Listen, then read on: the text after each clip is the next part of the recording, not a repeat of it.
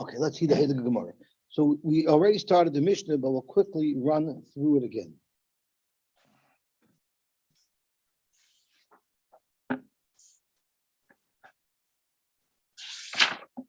Zok the Heilige Mishnah. Chamish Esher Noshim, Paitris Tzarsein. So although there's a mitzvah of Yibum, but if there's one of the Arayas is a wife of the Nifter, then the brother is not allowed to marry, not allowed to do Yibum, surely not on the wife that's an erva to him, but he can't even do Yibum on another wife that his brother has that otherwise would be completely mutter to him. So Chamish Esher Nashim Paitris Tzarasein, the Tzaros, like we discussed yesterday, even if the co-wife ended up marrying another brother, she would also be potter from Yibum, and her co-wife would be potter from Yibum. And a chalitza u'min Yibum atzoif ha'olam. So interesting to know, what is the main mitzvah? Is the main mitzvah chalitza, or is the main mitzvah Yibum? And if you don't do Yibum, if you don't want to do Yibum, then you have to do chalitza. So the way most understand it is Yibum is the mitzvah. Someone who didn't want to do Yibum, he has to do chalitza. So the Gemara is going to point out later. So then, why does the Mishnah say patur min chalitza min Yibum? Wouldn't it make more sense to mention Yibum first, or maybe only Yibum, because chalitza is just if someone doesn't want to do Yibum. So the Elohim, these are the 15 women that are an erva to somebody. Therefore, if his brother is married to one of these women, who's an erva to him, he may not do Yibum. Bitoi, his daughter, Ubas Bitoi, and his granddaughter. And like we mentioned yesterday, when we get to the Gemara, we're going to see that this is actually referring to Bitoi Manusasai, a child that's born to him that's not through a formal relationship of a marriage. Ubas Bitoi, his granddaughter, Ubas Pinoi, and his granddaughter to a son. Bas Ishtoi, his wife's daughter, which would include his daughter that he had with his wife through a matrimonial relationship. Ubas Bina, Ubas Pita, his granddaughter, whether it's through a son or through a daughter. Chamoisai, his mother-in-law, Be'em Chamoisai, and the mother of his mother-in-law. And we spoke out what a chesed the Rebbeinu Shalom did with us, that relationships that we wouldn't even dream of having in our wildest nightmares, the Rebbeinu Shalom gives us a mitzvah not to have those relationships. So we get extra schar. Ve'im Chama, Achaisai Me'imai, his brother from his mother.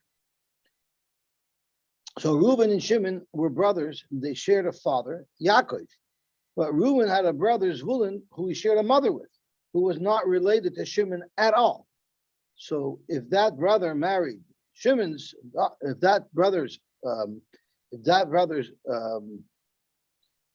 sister, he has a sister from a mother, from a different mother. So Reuben and Shimon are brothers because of their father Yaakov. But Reuben is a sister from a different mother. So this sister is not related to Shimon at all. If she married Shimon, of course, and Shimon died, Reuben wouldn't be able to marry her. How do you get schar for a negative? You said you get schar for not marrying your. You get schar for not killing somebody, from not stealing. I'm not sure that's. So you're saying you don't get schar for refraining from a loisa? I don't think so, unless if you're careful not to do malach on Shabbos, you don't get schar for it. Well, if you don't kill somebody, you get schar for it. I hope so. It seems a little strange. I'm not sure. In other words, I'm not sure. You don't kill someone and you really want to, maybe. I hear. Or his mother's sister. So his mother's sister married his brother, but his brother was only his brother through his father. So his mother's sister has absolutely no relationship to his brother through his father. His wife's sister. So this is a case of two brothers marrying two sisters. The Eishes Ochiv Me'imai, and the wife of his brother, but it's only his brother through his mother, and not through his father. So this would make this woman a complete stranger to his brother from his father. The Eishes Achiv Shalei Haya Ba'ilama. And this is a brother who was only born after the Nifter, who died without children, only after he died, so they never lived in the same world together. V'chalasai, and his daughter-in-law. So if Reuven's daughter-in-law either gets divorced or her husband dies, so Reuben's son dies, so now she's a free agent, and she marries Shimon. So Reuben will never be able to do yibum with her. So Elu, all of these women, they're pater from yibum, and not only are they pater from yibum, they automatically pater any of their co-wives from yibum. Pater Tzaros saying, the Tzaros saying, mina chalitza mina yibum. Once again, chalitza is mentioned first. Ad soifa olam, the iser to do yibum will pass on from marriage to marriage to marriage and pater any woman in any of these marriages from the chiv of yibum. V'chulam, all of these women. So let's just pick one example. Reuven's daughter, the very first example, Bita. Reuven's daughter married Shimon, and Shimon had another wife. So should Shimon die, Reuben cannot do yibum, surely not on his daughter, but also not on the other wife. But what if Reuben's daughter Rachman al died before Shimon? So when Shimon died, he was no longer married to Reuben's daughter. He was only married to the other wife. Or Reuben's daughter made mion on Shimon, so her marriage dissolved. So once again, when Shimon died, he was only married to the co-wife. Or Shimon divorced Reuben's daughter. So once again, at the time of Shimon's death, Shimon was only married to the co-wife, not to any erva. Or one of these, or the wife that was a erva, so in this case it would have been Reuben's daughter, turned out being an islandess, which once again makes the marriage a mekach tos. So it renders Shimon being married only to the other woman. So then, that other woman will be mutter, and Reuben will have a chiyuv to do yibum on the other wife. So we needed to explain how is it possible to have miyun. The definition of miyun is normally a father is allowed to marry off his daughter, even though she's a ktana, and she's legally married. She cannot go away from her husband unless she gets a get. Miyun is a derabbanan mechanism that was created should a young girl find herself without a father. He dies, she's a Yosy. We don't want her to be hefker and being taken advantage of. So we allow the brothers, her older brothers, to marry her off to a man. This way, if she's married, she won't be hefker. But they technically don't have the ability, they don't have the right to marry her off. So it's only a relationship that's midrabanan. But when she becomes of age, she has the right to say, I don't want to stay here anymore. And it dissolves the marriage because there wasn't really a marriage that was midaraisa anyway. So they will let her go free if she dissolves the marriage. So let's see how that fits into this context. Reuben has a daughter who marries Shimon, and she did miyun. Well, how is it possible that she can do miyun if Reuben is still alive? Did we not say that if Reuben marries off his daughter, she's married to Shimon midaraisa? She needs a get. Miyun would only be possible if this girl got married when her father wasn't alive. But our discussion here is, of course, her father's alive, and the discussion is whether her father can do yibum on Shimon's wife. So the question is, how is it possible for a girl to have a father and still be in a marriage that could be dissolved with miyun? So Rashi tells us the case was where Reuben sold his daughter when she was a very young girl as an Amma Ivriya.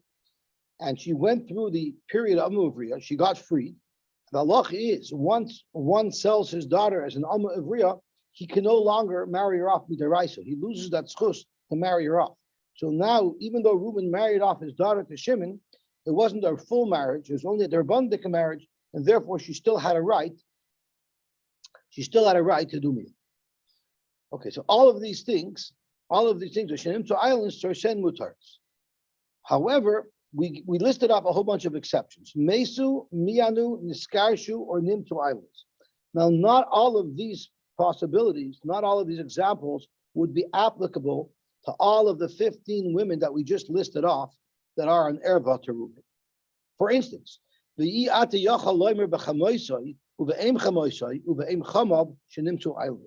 you cannot say that his mother-in-law, after being married, after having children, then getting married to Shimon is an islandess, because islandess by definition cannot have children.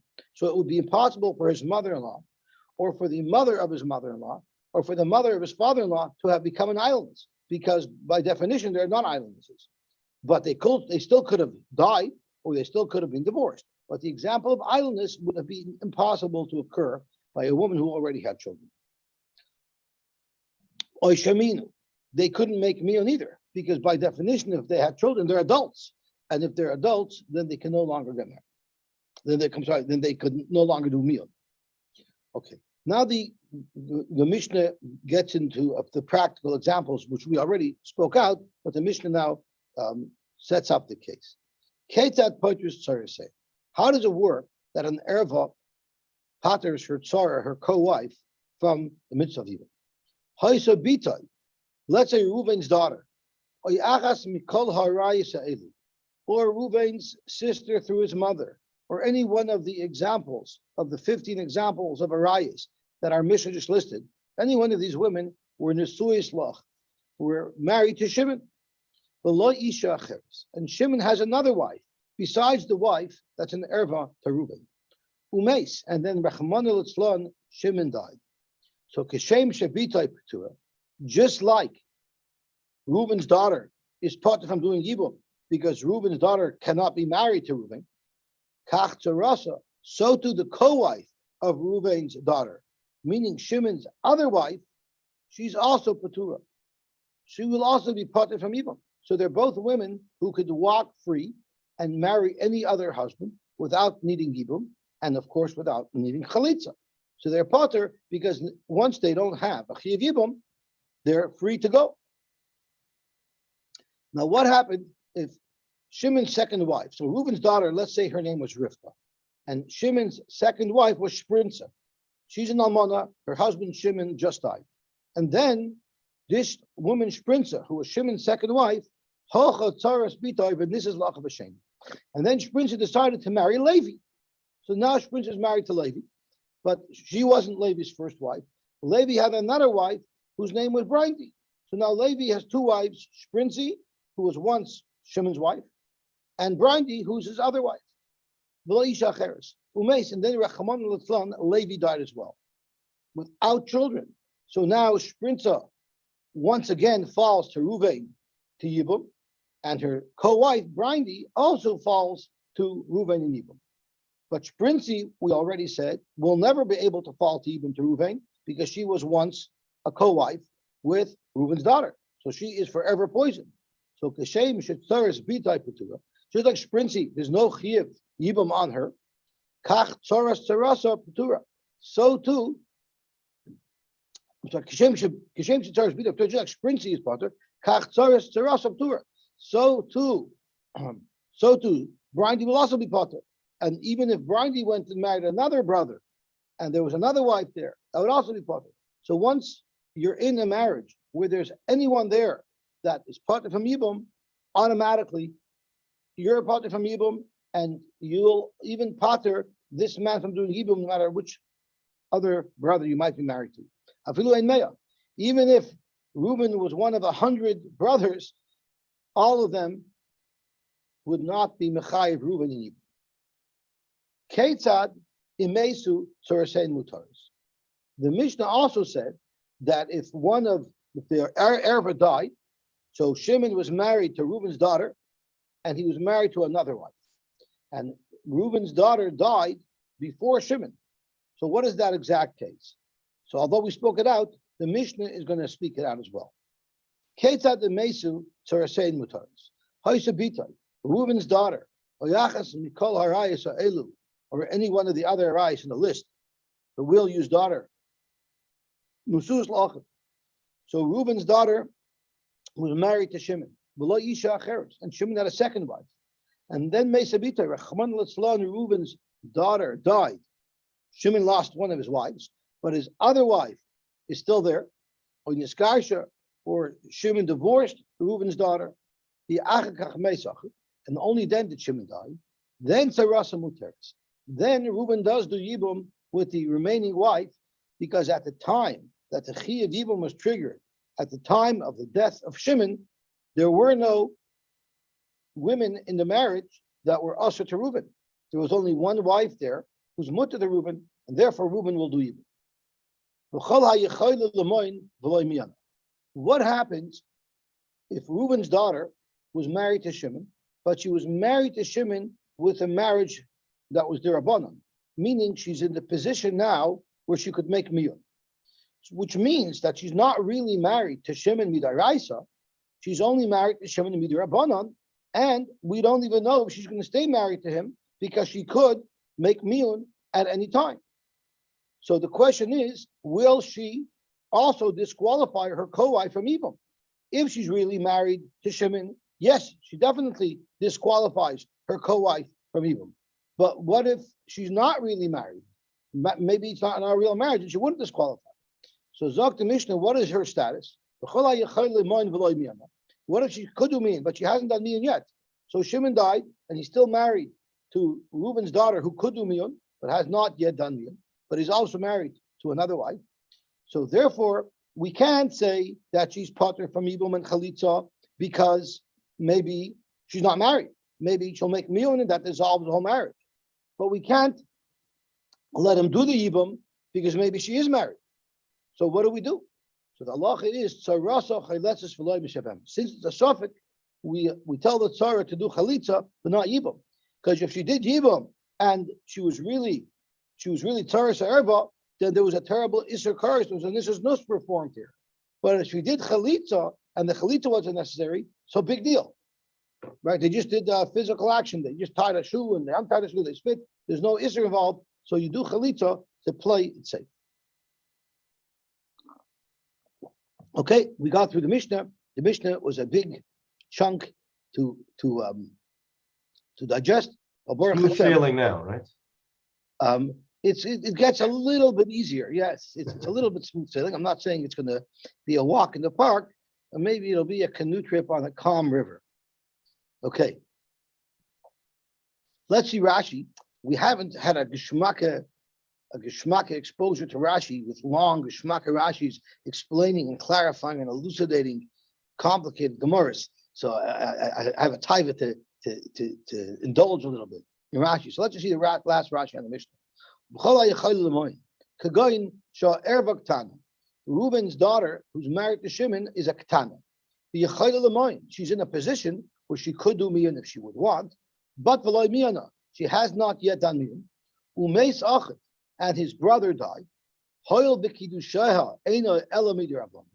Since her kedushin is only a kedushin midrabanan, because her father couldn't marry her off midaraisa, and vezikas nefilasa midrabanan, and the relationship that gets made between her and the Yavein, in this case her father Ruvain, is also only midrabanan. Eine poiteres tzarasa min chalitza. It will not pater her co-wife from chalitza, but uli esyabe masura. It's still also for Ruvain to do yibum on the co-wife because maybe she is married. The first time of the Gemara, sheniris tzaros erba. So Rashi Baruch Hashem corrected me. I was wrong. The reason why it's not a suffix. The reason why she cannot do yibum, really, the tzara should be able to do yibum because there is no marriage here midaraisa. Reuben's daughter is married to Shimon in the Rabbanim Dekaifet, meaning it should not impact the chi of yibum to her co-wife because it's not really a co-wife because she's not really married midaraisa. But Rashi tells us, the Gemara says that the reason why we don't allow yibum to happen is because it looks, people will mistakenly think that somebody is marrying Tzaros erva. Somebody might not realize that this daughter could still do miyun. Someone might think that this is a bona fide kedushin, and then Reuben is doing yibum on his daughter's co-wife, which we know is not allowed. Okay, so let's see the Gemara. Let's see what's going on over here. Kulu me'achois isha yalfina. What is the makar of all the arayas? Where do we know all the arayas are usr?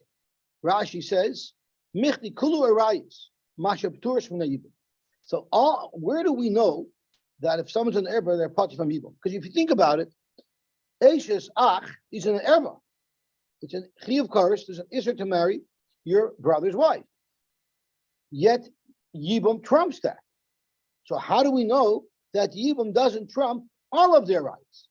So the way we know that all of their rights prevent Yibum, and Yibum doesn't trump all their rights, is me'achosh ishi alfinan lakama b'shmait.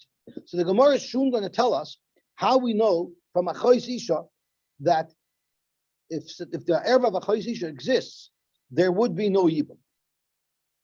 And achosh isha is the makar to all the other arayas, that if any one of these arayas occur, it's part of Yibum. So for instance, the first case of our Mishnah, if Reuben's daughter married Shimon, Reuben is part of doing Yibum on any one of Shimon's wives. How do we know that?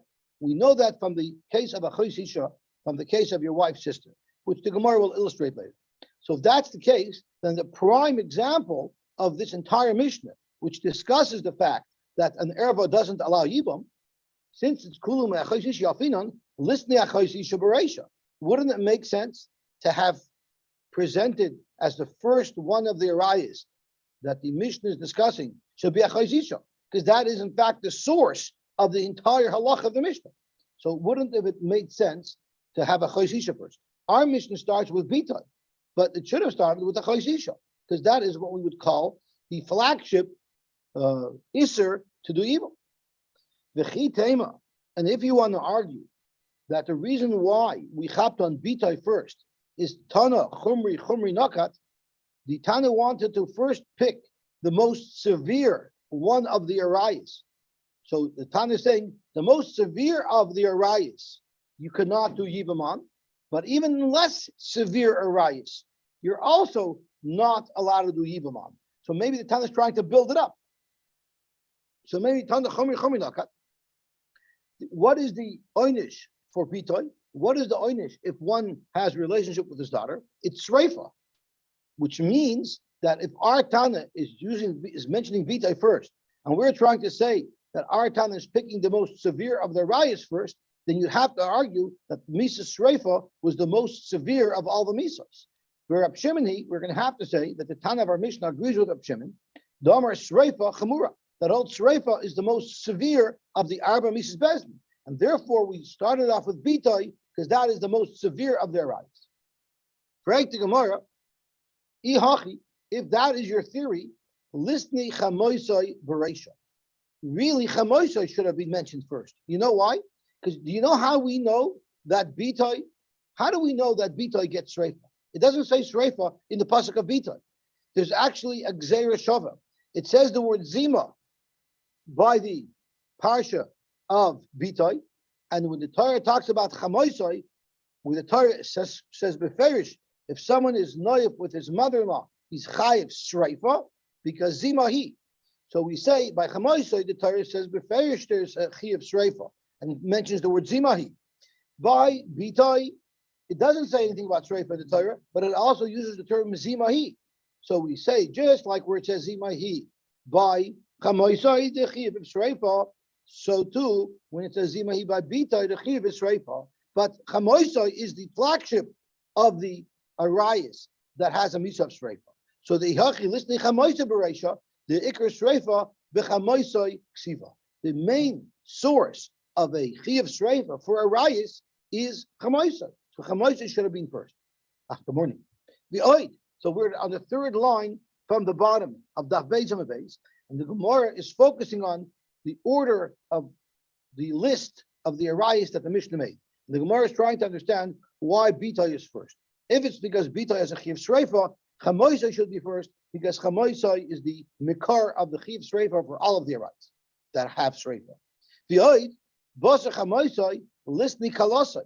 Then after Chamoisai, it should have said Kalasai. Kalasai should have been right after, before the other ones that are only have a Chiv Karis. Because the Basa Sreifa, Skila Chamura. Because after Shreifa, the next level down in Chaimer is Skila, and then the Chai decreases. So once again, your theory that the Tana is picking the most severe of the Misais, the most severe of their rise, to mention first, it does not hold water. So we need to go back to the drawing board. Why did the Tana start with Bitai? Ella, Bitai, and if you remember when we learned the Mishnah, I emphasized that Bitai doesn't mean his daughter through a relationship. Bitai through a matrimonial relationship. It means a daughter, Me'anusasai. It's his daughter, but it's not through a marriage. How do we know that? Now it's going to come out.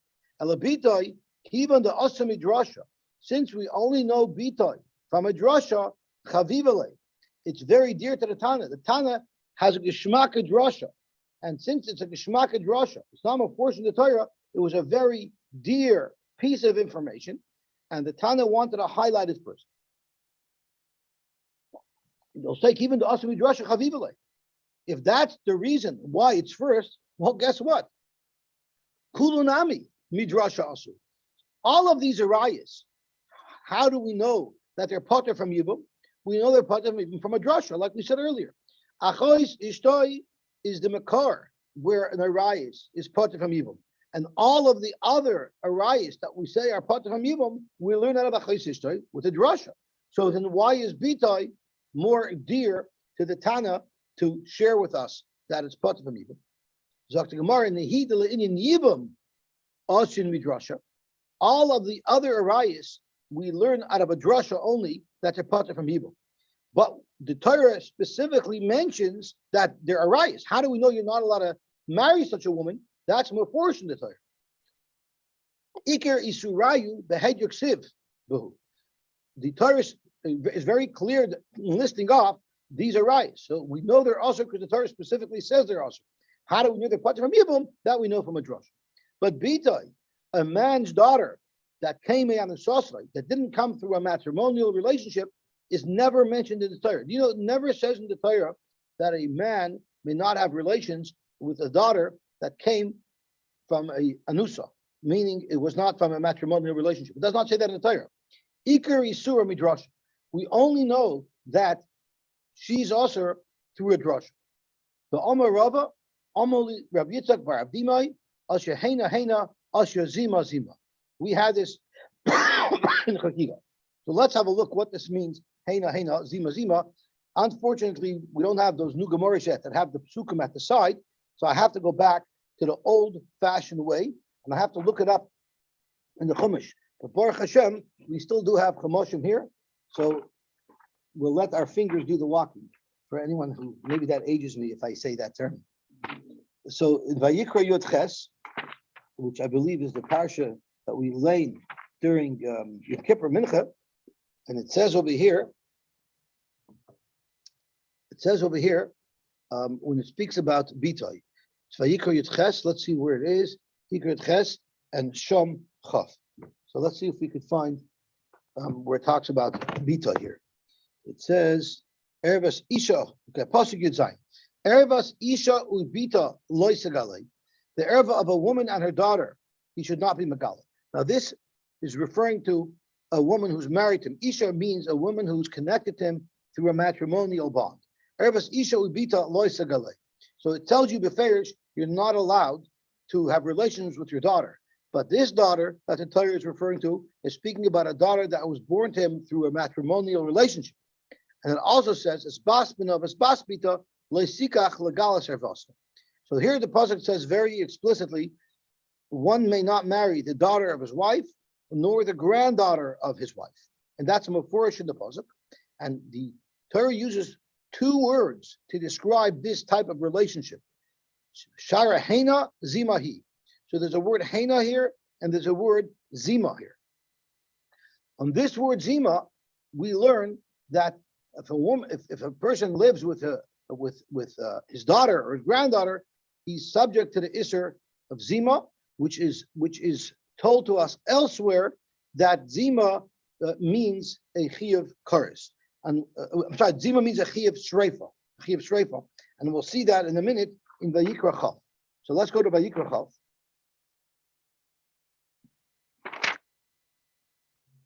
once again, it talks about the Parsha of Arayis, and it says, see if we could find where it talks about his mother-in-law, and it's also going to talk about his. Here it says,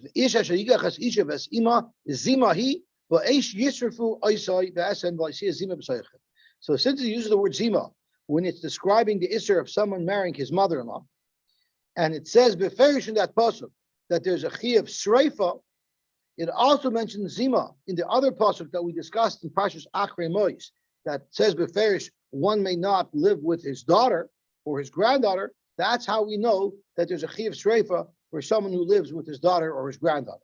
But so far, we're only discussing a daughter through a matrimonial relationship. Where do we know a daughter that's not through a matrimonial relationship? So that's what we're going to find now. It says over here, the ish. Let's see if I can find it.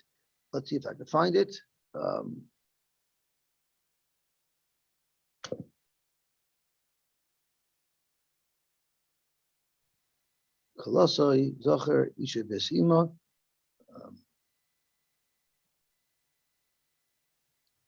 Could be it's back in Achrei Mois. Yeah, it's back in Achrei Mois. I'm sorry. You have to go back to Achrei Mois.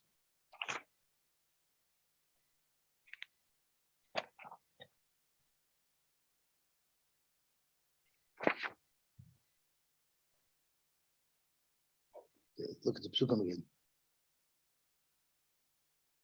Oh, here it is. Ervas, it was right here in the same pasuk. Ervas bas bincha, oy bas bitcha loy segala ervason kervas kain. So this pasuk doesn't say anything about an isha.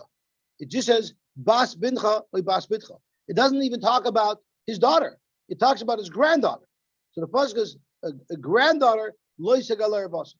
The question is that this is speaking about a granddaughter that's not through a matrimonial marriage. Yet it only talks about the granddaughter. It doesn't mention anything about the daughter. So you might want to make a chavachaymer. If it's also for him to live with his granddaughter, it's surely also for him to live with his granddaughter. Well, but it says in this pasuk heina. It also says when it talks about ishovita, it says shara heina zimahi. So we make a drasha when it says heina here, the halacha of a grandchild is the same as the halacha as the child. So the daughter is usher and the granddaughter is usher. So too, when it says ervas bas bincha bas bitcha, even though the pasuk is only explicitly talking about the grandchild, but since it says heina, we learn from the lower pasuk that it also includes the daughter. So the way we know that a daughter that's not through a marriage is usher is because we learn heina from isha ubita. That's A.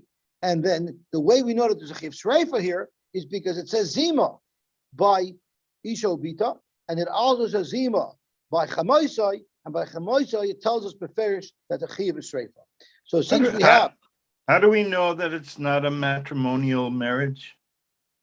Because that's what we're talking about. Because Rashi tells us that when it's referring to a matrimonial marriage, it would also use the word isha. And since it doesn't use the word isha, we know we learned that it's not through a marriage. Okay. We can actually see Rashi. It's a good kasha because Rashi discusses. So let's see Rashi. Asher heina heina. Lisura, the word heina in the pasuk tells us that it also means the daughter. And also zima zima, and we use the gershov of zima zima, which tells us that there's a chi of shreifa. With shreifa, the bita me ishtoi. We know that bita me ishtoi. It says the word zima, which we learned from chamoisei that it means shreifa. V'chein bas bita bas benoi yalfa. We learn me erbas isha ubita loy segale. V'arei bita me ishtoi bechlal. When it says isha ubita, it means any child that your wife has, whether it's from you or if it's from somebody else. Bas ishtoi. Aval bita manisasei. But his daughter from an anusa loy mishtama. That I wouldn't know. Dichsev erbas isha beloshen ishus dal yidei kedushin mashma. When the Torah says specifically isha obita, the word isha indicates that there was a relationship of marriage. The Gali Rachmana bebas bito yubas b'noi mamini sasai. The pasuk tells us that a granddaughter mianu sasai b'haikra. It says erbas bas bincha or bas bincha, but it never mentions bita itself. V'hacha lashon ishus likes it. When it talks about bincha and bas bitcha or bas bitcha, I'm sorry, we're talking about bas bincha or bas bitcha. There, it doesn't say anything about isha. But ba'akata bitay like sivhacha. It doesn't say in that pasuk bitay. It only says granddaughter. The alfinam gzeres shava, and we only learn that bitay manusasa is also from the gzeres shava. Sivhacha b'krada anusa here bas chahena. When it speaks about bas bincha or bas bitcha, it says here bas chahena. Uchsiv b'kra chvino de ishos shehera hena, which is the pasuk that we discussed earlier, isho bita. Mahasam bitay kavas bitay. Just like by Isho Bita, there's no difference in halacha between his daughter and granddaughter, Avkan Bitoy Kavas Bitoy. And we know there's a Chiv Shreifa because we learned that from Chamais. So since there's such a Geshmaka Drasha to teach us that Bitoy Manusasai is Potter, is a Isra Rayis, since that whole concept is such a Geshmaka Drasha, the Tana was so excited to share that with us, and that's why the Tana put it first. Zok to Gemara, Hasha de Amrit. Kol Milsa, the Asami Drasha, Chavivalei. Now that you're telling me that the Tana loves to first exhibit his beautiful Chiddush, well then listni lachos isha lebesayif. So if that's the case, right after that should be a chos isha, because that's the next best Chiddush. The first Chiddush that he loved, which was unbelievable, was the fact that B'tay Manusasa is also by rights. But the next biggest Chiddush is how we know that such a erba is potter from Yibum. So that should be next. So listening la chaysisha lebasai. Zok to Gemara. The reason why I didn't put a chaysisha right afterwards is I did the Iri b'israch vasa. Since we were dealing with relationships, see a chaysisha is not a relationship type of isser. It's my wife's sister. A daughter is more a blood relative. So since we're dealing with these types of blood relatives first. Tana, I'm sorry. I did the Arab Israel Vasa, Tana Achois Ishtoi. 1 second, I'm tripping up over here. Let's see Rashi. Listen to Achois Ishtoi Basai, the Chulu. Oh, so I got it wrong. Listen to Achois Ishtoi Basai, the Chulu. Minoya Finan Lizer Ptur Yibam Lakaman. Oh, so I got it completely wrong. Since Achois Isha is where the Torah explicitly says that there's a Ptur for Yibum, and all the other arayas you learn out of a drasha. So if anything, Achos Isha should be the last mentioned. I'm sorry, that was the kasha. Achos Isha should be the last because that's the most mufurish in the Torah. So since it's the most mufurish in the Torah, it involves the least amount of drasha. So that should be the last.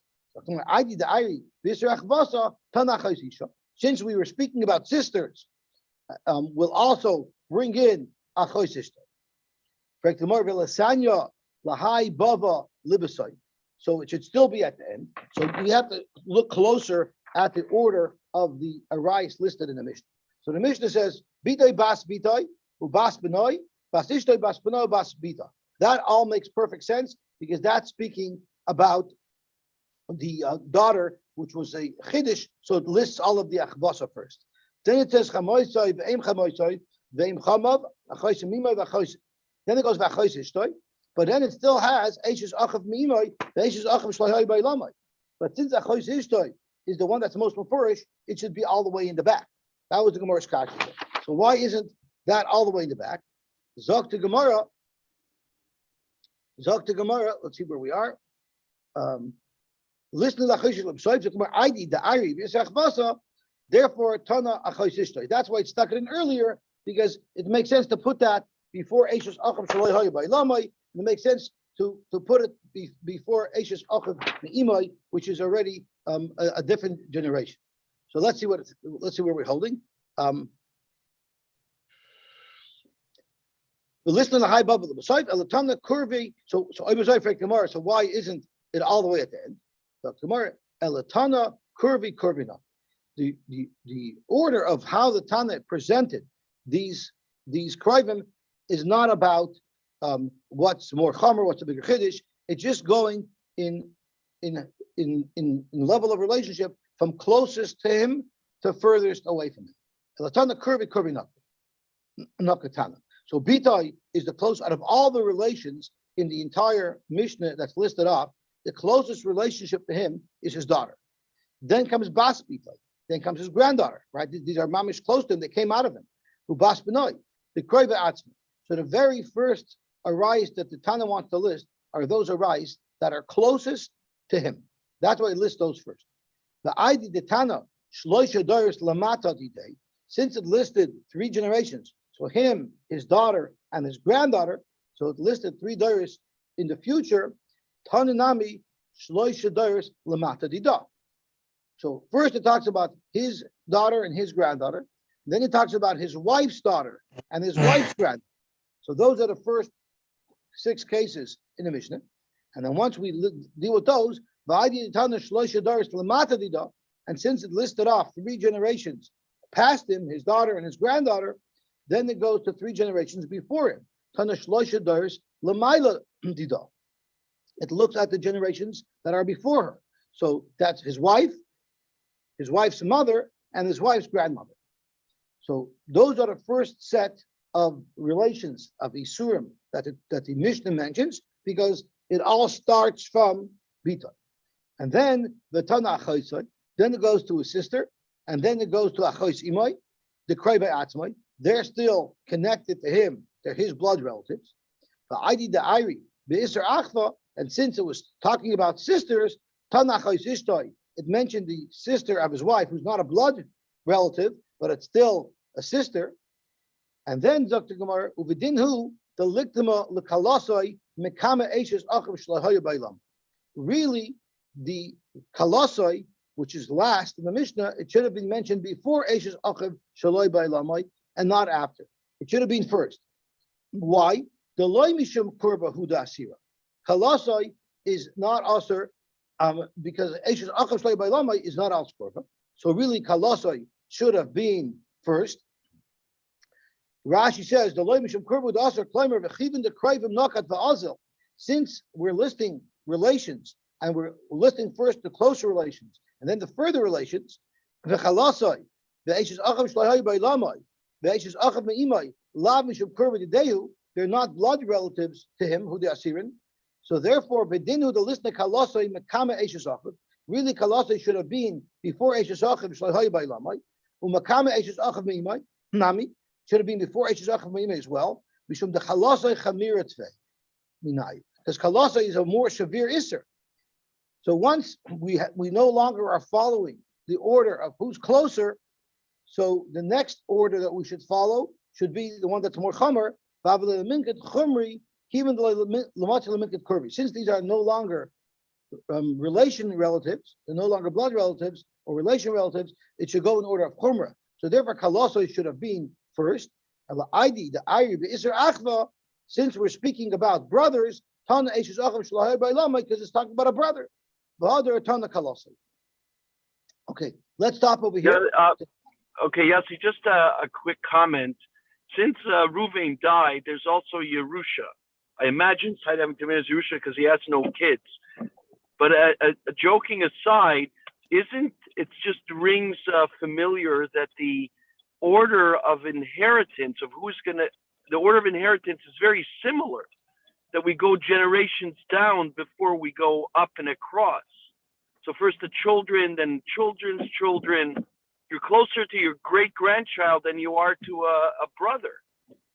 That makes a lot of sense. And Yibum has a lot to do with Yerusha, because we remember in Megillas Rus, it's the closest goyal, the closest person who's going to be Yarshim. When you come to decide who's going to do Yibum, actually it's an order of who's Yerush first. So the person who has the first right to be Yerush, he's the one who has first rights to make Yibum.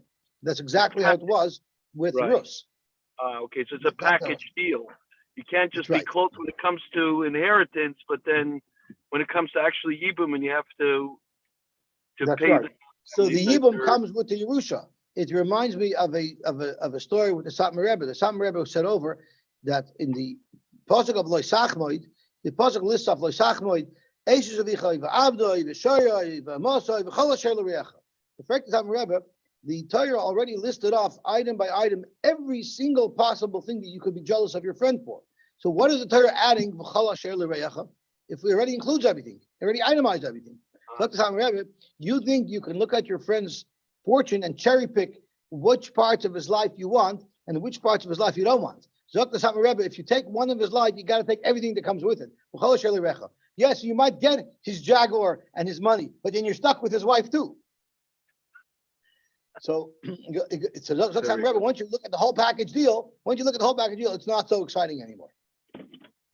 Okay, we'll stop here, Bez Hashem, and we will mamshich tomorrow. Okay, I want to remind the item tonight is the big grand siyum, the big grand Toronto siyum on Seder Moed. And for those of you who have any extra time, there's a 48-hour siyumathon by the Aguda that's being live streamed on YouTube. That shares different scenes and different speeches of all the previous siyum Shas. That's pretty interesting. Okay, have a wonderful day.